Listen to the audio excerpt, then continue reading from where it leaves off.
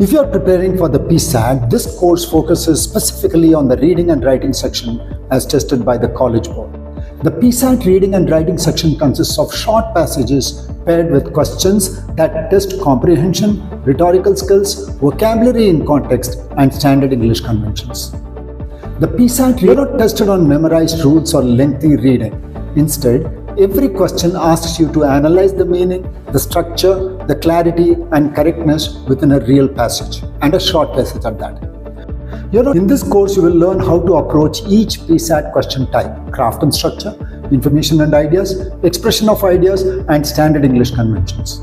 We focus on understanding why an answer is correct and how incorrect options are woven into the options to make things difficult for the student.